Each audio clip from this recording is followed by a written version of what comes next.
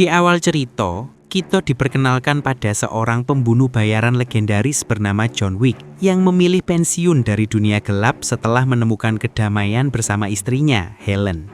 Namun kebahagiaan itu tak berlangsung lama. Helen divonis mengidap kanker ganas yang akhirnya merenggut nyawanya, meninggalkan John seorang diri dalam kesedihan mendalam. Suasana duka menyelimuti pemakaman. Di momen itu, Marcus, teman lama John yang juga pembunuh bayaran spesialis penembak jitu, turut hadir. Usai upacara, ia menghampiri John, menyampaikan bela sungkawa dan mencoba menguatkan sahabatnya yang terpuruk. What are you really doing here, Marcus? Just checking up on an old friend. Sepulang ke rumah yang kini terasa hampa, John menerima paket tak terduga yang telah disiapkan Helen sebelum meninggal. Saat dibuka, ia terkejut mendapati seekor anak anjing beagle bernama Daisy, lengkap dengan sepucuk surat terakhir dari mendiang istrinya. But you still need something, someone. Kehadiran Daisy perlahan menghadirkan harapan dalam hidup John yang sempat kosong. Hari demi hari, kedekatan mereka semakin terjalin. Daisy menjadi teman setia, dan John membawanya kemanapun pergi sambil berusaha menata kembali hidupnya yang berantakan. Masalah mulai muncul ketika John berhenti untuk mengisi bensin. Di tempat itu, ia bertemu Yosef Tarasov bersama dua anggota mafia lainnya. Yosef yang angkuh terpikat pada Mustang antik milik John dan memaksa ingin membelinya. Namun, John menolak dengan tegas, tanpa memberi ruang tawar-menawar. Much for the car. She's not for sale. Penolakan itu menusuk ego Yosef. Ia naik pitam dan melontarkan ancaman bahwa persoalan ini belum berakhir, dan ia tak akan membiarkannya begitu saja.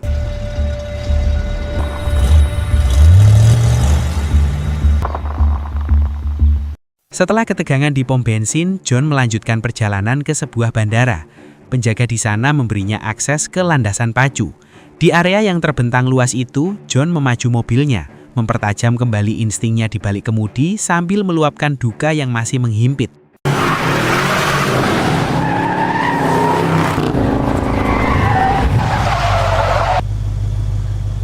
Singkat cerita, malam pun tiba. Saat John terlelap, ia mendadak terbangun oleh gonggongan Daisy yang tak henti.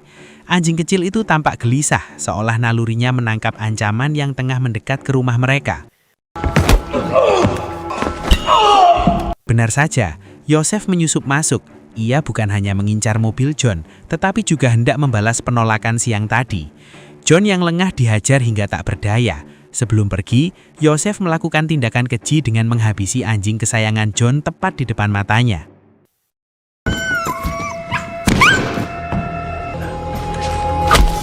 Merasa puas, Yosef membawa Mustang curiannya ke bengkel milik Aurelio untuk memalsukan nomor rangka. Namun begitu melihat mobil itu, Aurelio langsung menolak permintaannya mentah-mentah karena ia tahu persis siapa pemilik sah kendaraan tersebut. Shit, Aurelio? What'd you say to me? Aurelio kemudian menginterogasi Yosef tentang asal-usul mobil itu. Dengan santai, Yosef mengaku baru saja mencurinya dari seseorang, bahkan membunuh anjing pemiliknya. Mendengar pengakuan ceroboh tersebut, Aurelio tanpa ragu menghajarnya sebagai peringatan atas kebodohan yang telah ia lakukan. Hey, man, come on. Beralih ke John yang masih babak belur, ia mengubur Daisy di halaman belakang rumahnya. Saat membersihkan sisa darah di lantai, emosinya bercampur. Kenangan manis bersama mendiang istrinya berputar di kepalanya. Namun bayangan Yosef yang membunuh anjing terakhir pemberian Helen perlahan mengubah duka itu menjadi alasan untuk kembali melangkah ke dunia gelap yang pernah ia tinggalkan.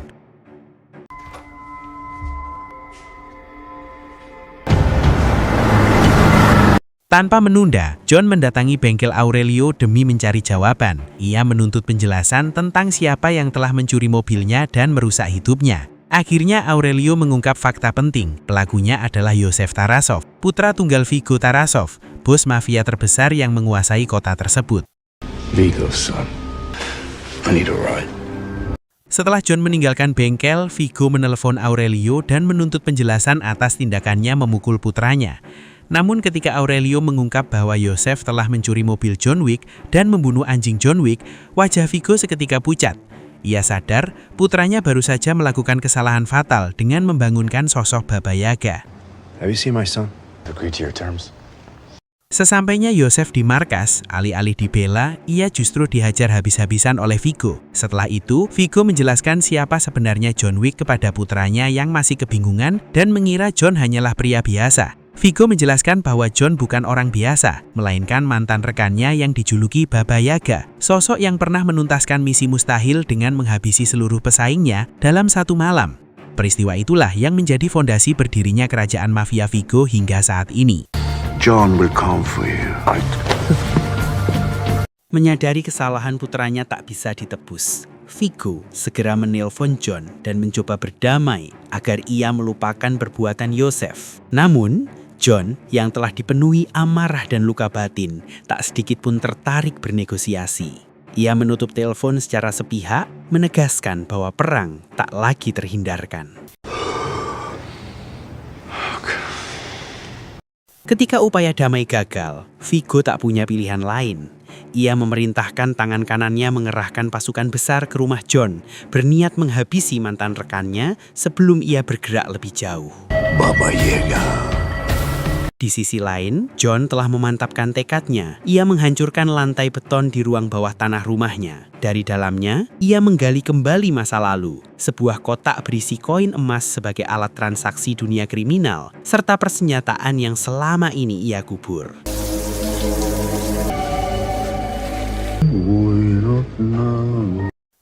Tak lama kemudian, pasukan pembunuh kiriman Viggo tiba. Menyadari kehadiran tamu tak diundang itu, John menyambut mereka tanpa ampun.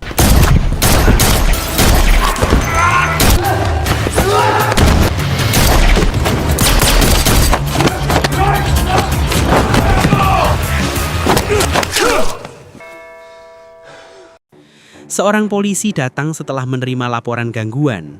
Saat pintu terbuka, ia sempat terpaku melihat mayat-mayat berserakan di ruang tamu. Namun, karena tahu siapa yang berdiri di hadapannya, polisi itu memilih tak ikut campur dan pergi begitu saja. Good night, John. Good night, Jimmy. John menghubungi layanan pembersih khusus untuk membereskan kekacauan di rumahnya. Ia menyerahkan 1 koin emas kepada ketua tim sebagai bayaran. Sambil menatap jasad-jasad yang dibungkus, ia meminta mereka tetap siaga. Malam ini baru permulaan, dan masih banyak pekerjaan yang menanti. John. Menyadari pasukan biasa tak akan mampu menghentikannya, Viggo membuka kontrak bernilai $2 juta bagi siapapun yang bisa menghabisi John. Ia juga sengaja menempatkan Yosef di klub malam Red Circle sebagai umpan, memancing John masuk ke jebakan yang telah disiapkan. For John Wick, of course. Di sisi lain, John tiba di Hotel Continental, zona netral yang sakral bagi para kriminal. Tempat ini memiliki aturan ketat, dilarang melakukan bisnis kotor atau pembunuhan di dalamnya, dengan sanksi eksekusi di tempat. Saat check-in, John berpapasan dengan kenalan lamanya, seorang pembunuh wanita bernama Perkins. Good seeing you again, John. Perkins. It really hasn't changed much. Sim una. Viggo secara pribadi menemui Marcus, rekan lama John yang dikenal sebagai penembak jitu ulung. Ia menawarkan kontrak eksklusif bernilai $2 juta untuk menghabisi John. Marcus tampak ragu karena targetnya adalah sahabatnya sendiri. Namun, pada akhirnya, ia menerima tawaran itu, meski sorot matanya masih menyimpan rasa ragu. Would you kill John Wick for $2 million? Kabar keberadaan John di Continental sampai ke telinga Viggo. Mengetahui John aman berkat aturan hotel, Viggo justru bertindak nekat. Ia menyebarkan informasi ke seluruh jaringan pembunuh bayaran dan menggandakan bayaran bagi siapapun yang berani melanggar aturan Continental dan membunuh John malam itu juga di dalam hotel. Break the rules of We have a contact there who's willing to take... John memasuki bar hotel dan menemui Winston, pemilik Continental yang karismatik. Ia meminta informasi tentang keberadaan Yosef. Namun sebelum menjawab, Winston memastikan satu hal. Apakah John benar-benar siap melanggar janjinya dan kembali ke dunia gelap yang pernah ia tinggalkan? You dip so much as a pinky back into the... It's personal. Dengan informasi itu, John bergerak menuju Red Circle. Tempat tersebut bukan sekedar klub malam, melainkan benteng yang dijaga puluhan pria bersenjata untuk memastikan Yosef tetap aman di dalamnya. Are you scared of the fucking boogeyman? Setelah berhasil menyusup, target pertama John adalah Victor, teman dekat Yosef. Ia tidak langsung membunuhnya, melainkan menyiksanya di ruang ganti demi memperoleh informasi tentang posisi Yosef. Setelah urusannya dengan Victor selesai, John mulai bergerak. Ia menghabisi para penjaga satu persatu dengan gaya bertarung yang cepat dan brutal.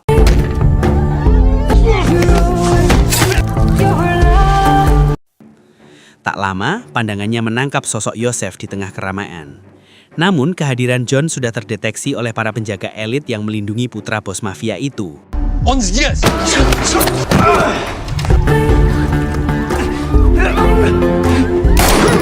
Melihat John kian mendekat, Yosef panik dan melarikan diri menembus kerumunan. John terus memburunya. Di titik inilah sosok asli sang Baba Yaga benar-benar terlihat. Ia menumbangkan anak buah Vigo yang menghadangnya dengan keganasan tanpa ampun.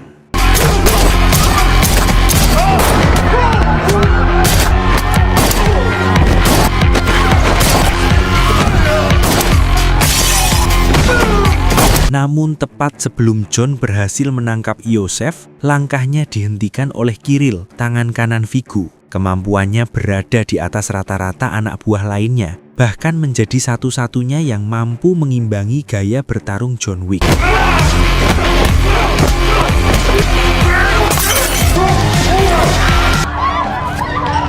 Gagal menangkap Yosef dan menderita luka cukup parah akibat pertarungan itu, John memilih kembali ke Hotel Continental.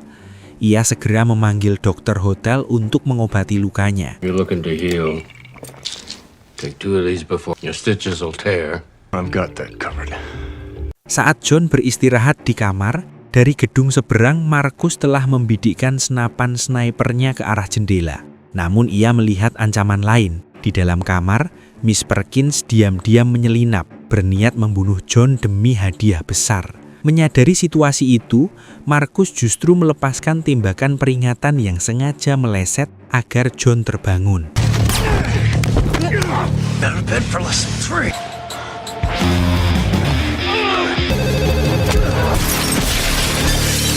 Setelah berhasil melumpuhkan Perkins yang licik, John segera menginterogasinya. Ia memaksa wanita itu membocorkan rahasia tentang Vigo. Pada akhirnya, Perkins menyerah dan mengungkap lokasi tersembunyi tempat Vigo menyimpan seluruh kekayaan serta berkas-berkas pentingnya. It's where Vigo keeps his private stuff. Situasi sempat memanas ketika seorang pembunuh bayaran lain, Harry, memergoki keributan di kamar John. Ia mengeluhkan pelanggaran terhadap aturan ketenangan hotel. Namun, alih-alih panik, John menanggapinya dengan tenang dan bernegosiasi. Ia menyerahkan 1 koin emas kepada Harry sebagai imbalan untuk menjaga Perkins. Sayangnya, keputusan itu berujung fatal. Tak lama setelah John meninggalkan hotel, Perkins berhasil melepaskan borgol dari tangannya. Tanpa ragu, ia menyerang Harry yang lengah dan menghabisinya secara keji di dalam kamar tersebut.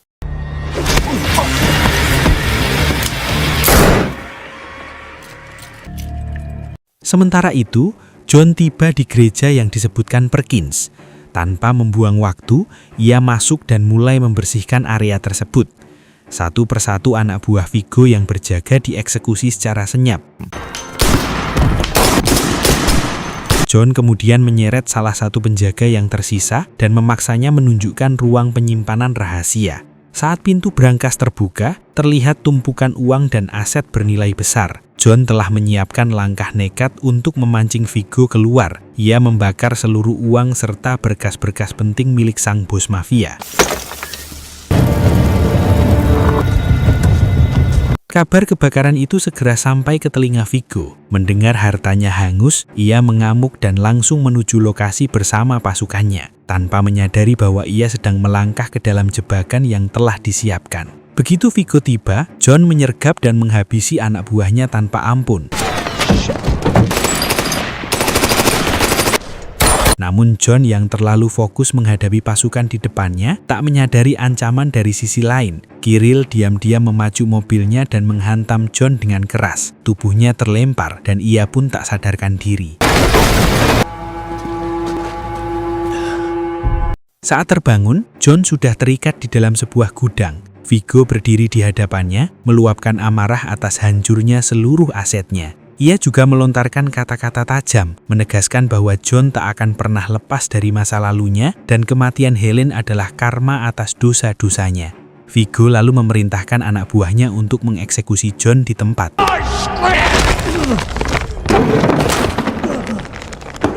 Namun keberuntungan masih berpihak. Markus yang sejak tadi memantau dari gedung seberang kembali bertindak.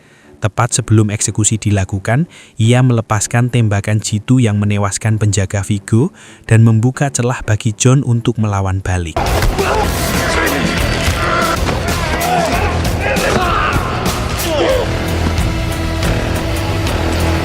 Setelah menghabisi seluruh anak buahnya, John memburu Viggo yang mencoba melarikan diri. Ia menghadang mobil sang bos mafia dengan rentetan tembakan. John memaksa Viggo keluar dan menuntut dua hal, lokasi persembunyian Iosef, serta pencabutan kontrak atas dirinya. Is kept in a safe house, Brooklyn. Berbekal informasi itu, John bergerak tanpa menunda. Ia menuju tempat persembunyian Iosef. Setibanya di sana, pengamanan terlihat sangat ketat. Anak buah Viggo berjaga di setiap sudut, siap menyambut kedatangan Baba Yaga.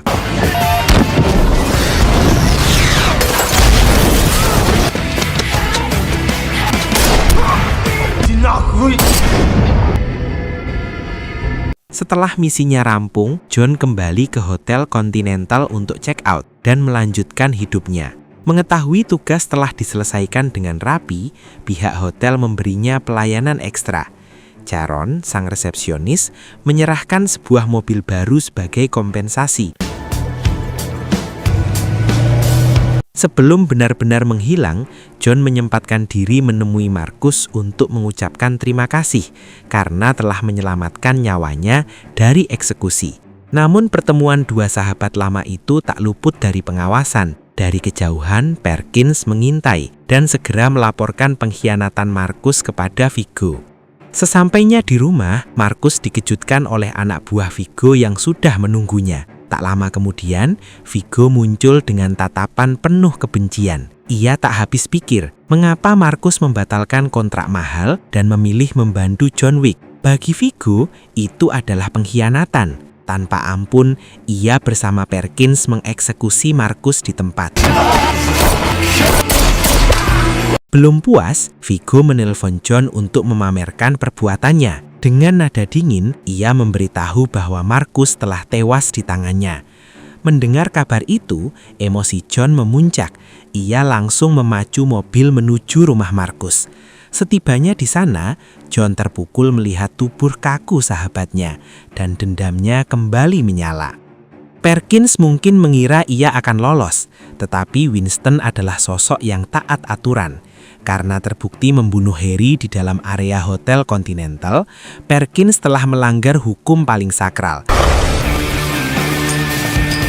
Di tengah amarahnya, John menerima panggilan dari Winston. Ia memberitahu bahwa Viggo berencana kabur dengan helikopter malam itu juga. Tak ingin buruannya lepas, John segera melaju menuju landasan sebelum terlambat. Setibanya di lokasi, John bergerak tanpa ragu. Ia menjadikan mobil barunya sebagai senjata, menerobos dan menabrak anak buah Viggo yang mencoba menghalangi. Dalam kekacauan itu, Avi, tangan kanan Viggo yang selama ini selalu lolos, akhirnya tak mampu bertahan dari serangan brutal John dan tewas di tempat.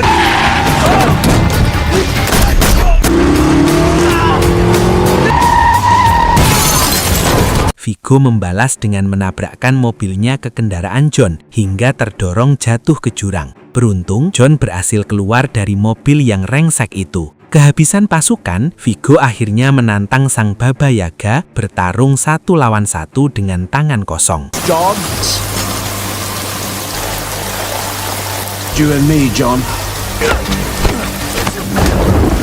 Duel terakhir terjadi di bawah guyuran hujan. Dalam pertarungan berdarah itu, John sempat lengah dan tertusuk pisau Viggo. Namun rasa sakit justru ia manfaatkan. Ia membiarkan pisau tetap menancap, merebut kendalinya, lalu tanpa ragu menusukkannya ke leher Viggo, mengakhiri hidup sang bos mafia untuk selamanya.